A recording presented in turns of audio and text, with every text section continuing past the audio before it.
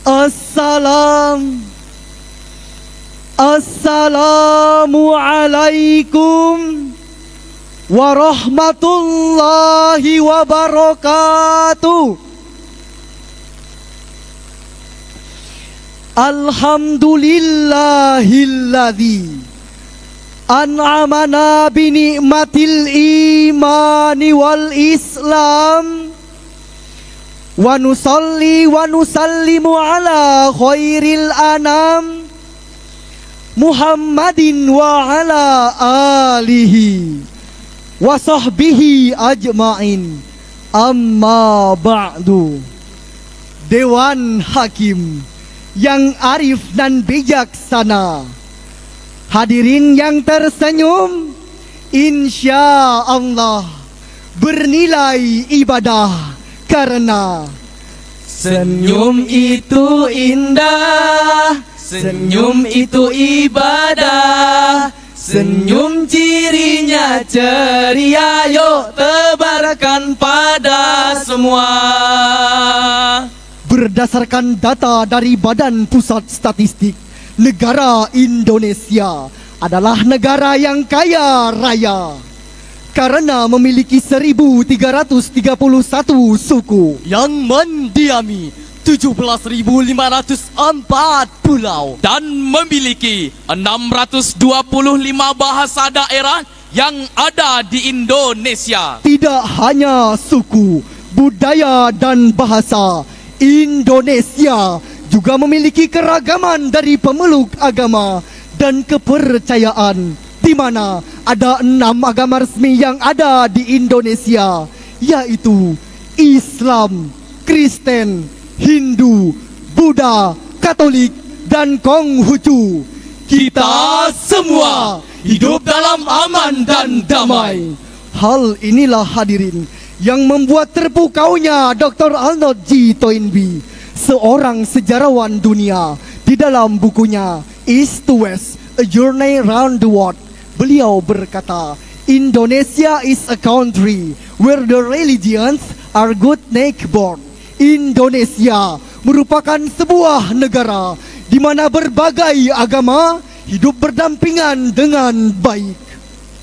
Tapi sayang beribu sayang, multikulturalisme masih menyisakan tantangan besar bagi bangsa Indonesia. Multikulturalisme ini masih dibumbui dengan fanatisme. Fanatisme suku masih sering membelenggu. Fanatisme agama masih sering menggelora, mengoyak dan menyayat hati bangsa. Masih banyak oknum-oknum yang ingin memecah belah bangsa kita, seperti adanya penistaan agama, banyaknya peristiwa intoleransi, munculnya paham radikal yang mengancam persatuan dan kesatuan bangsa, serta berita-berita hoaks yang memicu saling sindir antar golongan, saling nyinyir antar aliran, dan banyak peristiwa lainnya yang berakibat memecah belah persatuan dan kesatuan bangsa. Hal ini dapat dijadikan cermin bagi kita agar paham fanatisme, paham radikalisme, dan paham primordialisme seperti ini tidak terulang kembali dalam kehidupan masyarakat di Indonesia. Oleh karena itu, pada kesempatan yang mulia ini, izinkanlah kami menyampaikan sebuah syarahan Al-Quran dengan judul Merawat Persaudaraan di Tengah Masyarakat Multikultural, dengan berlandaskan firman Allah dalam Al-Quran surah Al-Hujurat ayat 13 sebagai berikut. A'udzubillahi minasyaitonir rajim.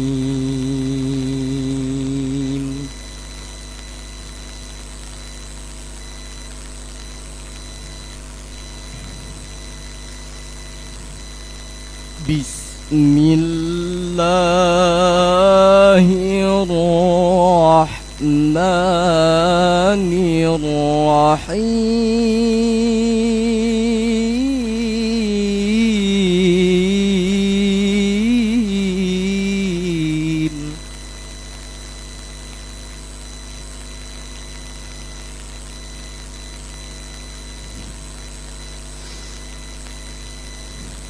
يا أيها الناس إنا خلقناكم من ذكر وأنثى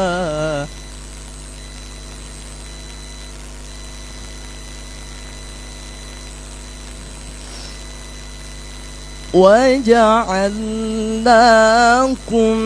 شعوبا وقبائل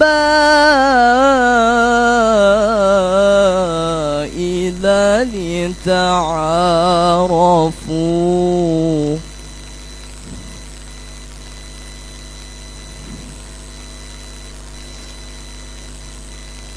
إن أكرمكم عند الله أتقاكم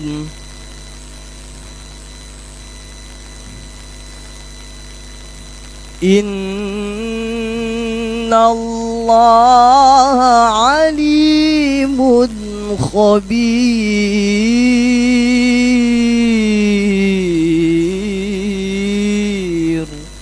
Hamba berlindung kepada Allah dari godaan syaitan yang terkutuk dengan menyebut nama Allah yang Maha Pengasih lagi Maha Penyayang. Hai manusia, sesungguhnya kami menciptakan kamu dari seorang laki-laki dan seorang perempuan dan menjadikan kamu berbangsa-bangsa dan bersuku-suku supaya kamu saling kenal mengenal. Sesungguhnya orang yang paling mulia di antara kamu di sisi Allah ialah orang yang paling takwa di antara kamu. Sesungguhnya Allah Maha mengetahui lagi Maha mengenal. Hadirin sebangsa setanah air yang berbahagia, menurut sahabat Ibnu Abbas radhiyallahu an dalam tafsir Tanwir Al-Mikbas min tafsir Ibn Abbas juz 1 halaman 437 menjelaskan ayat tersebut diturunkan untuk merespon sikap rasis sebagian orang Quraisy terhadap Bilal bin Rabah karena Nabi memerintahkannya untuk mengumandangkan azan. Orang-orang Quraisy yang menyaksikan kejadian tersebut kemudian berkata, apakah Muhammad tidak menemukan orang lain untuk mengumandangkan azan selain budak hitam ini? Kemudian turunlah ayat tersebut sebagai teguran atas sikap rasis mereka. Dengan kata lain, Al-Hujurat ayat 13 tadi merupakan landasan teologis yang sangat strategis untuk kita harus saling mengenal, bukan saling menutup diri, melecehkan, menghina, membanggakan kelompok, suku, bangsa, adat istiadat maupun daerah masing-masing. Sebagaimana pepatah mengatakan, tak kenal maka tak sayang, tak sayang maka tak cinta. Oleh karena itu, untuk memupuk rasa persaudaraan di antara kita yang masyarakatnya multikultural ini, marilah kita dengarkan firman Allah dalam Al-Quran surah Al-Imran ayat 103 berikut ini. واعتصموا بحبل الله جميعا ولا تفرقوا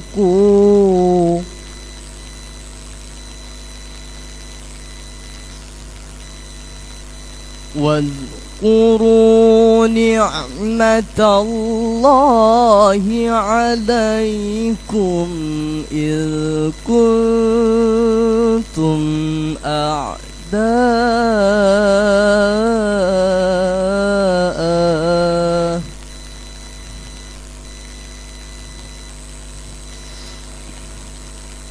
فألف بين قلوبكم فأصبحتم بنعمته إخوانا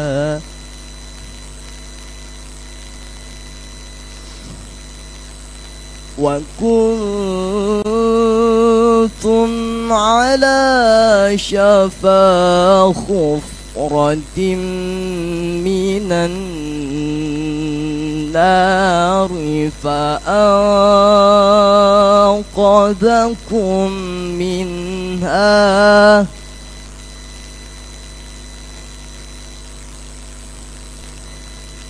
كذلك يبين الله لكم آياته لعلكم تهتدون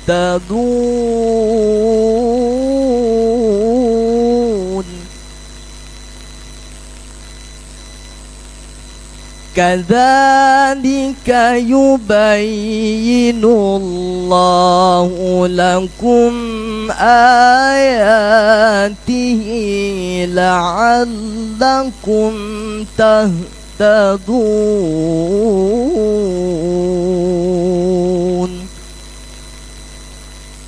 صدق الله العظيم. Dan berpeganglah kamu semuanya kepada tali agama Allah, dan janganlah kamu bercerai-berai, dan ingatlah akan nikmat Allah kepadamu ketika kamu dahulu masa jahiliyah bermusuh-musuhan, maka Allah mempersatukan hatimu, lalu menjadilah kamu karena nikmat Allah orang-orang yang bersaudara, dan kamu telah berada di tepi jurang neraka. Lalu Allah menyelamatkan kamu daripadanya.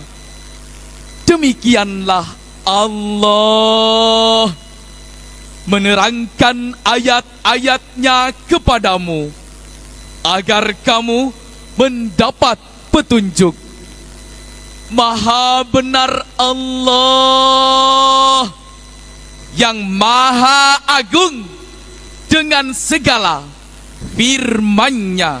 Dewan Hakim yang arif dan bijaksana, hadirin yang berbahagia, ayat tersebut menyuruh kita untuk bersatu padu dan melarang kita bercerai-berai.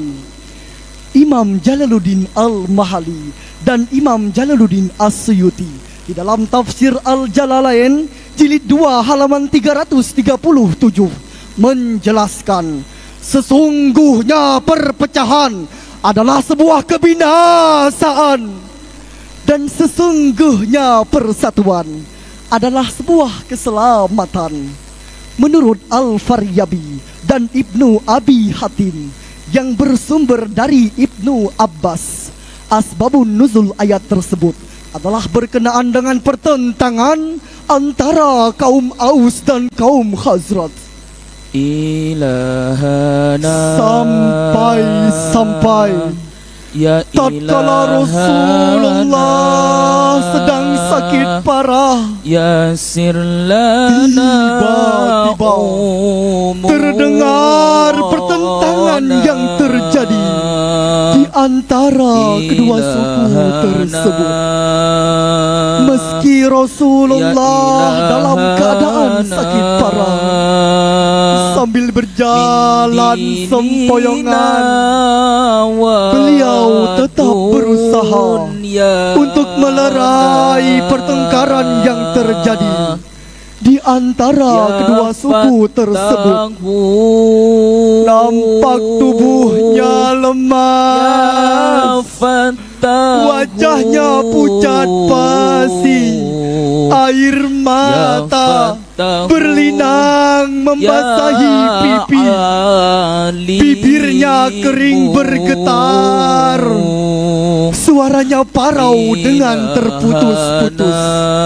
Beliau bersabda, abadan jahiliyah mimba dimaja'athumul bayyinah wa ana ahdiru bainakum. Apakah kamu akan kembali ke dalam tradisi jahiliyah, berpecah belah setelah datang penjelasan-penjelasan, dan aku masih hadir di antara kalian? Sikap Rasulullah ini merupakan realisasi ukhuwah Islamiyah yang tergambar pada ayat ini, yang harus kita teladani. Kenapa? Karena perpecahan antara kaum Aus dan Khazraj merupakan simbol bibit-bibit perpecahan internal Islam. Realitas sering menunjukkan terkadang cuma gara-gara perbedaan furu'iyah, berlainan organisasi yang dipengaruhi kepentingan pribadi dan kelompok, lantas putus silaturahim, berakhir dengan saling tonjok, saling rampok, bahkan saling bacok. Na'udzubillahi min dzalik. Kita semua anak Indonesia, dari satu garis dalam khatulistiwa. Beda-beda tapi kita tetap satu jua, bersatu padu dalam membangun Nusantara. Kita semua anak Indonesia, berbahasa satu bahasa Indonesia. Dari Sabang sampai Merauke itulah kita, jadi satu padu itulah Indonesia. Hadirin yang berbahagia, sebagai penutup dari syarahan ini dapat disimpulkan bahwa implikasi di dalam menjalin persaudaraan yang masyarakatnya multikultural ini hendaknya menimbulkan rasa kuatnya persatuan dan kesatuan di dalam menjaga keberagaman yang ada di Indonesia.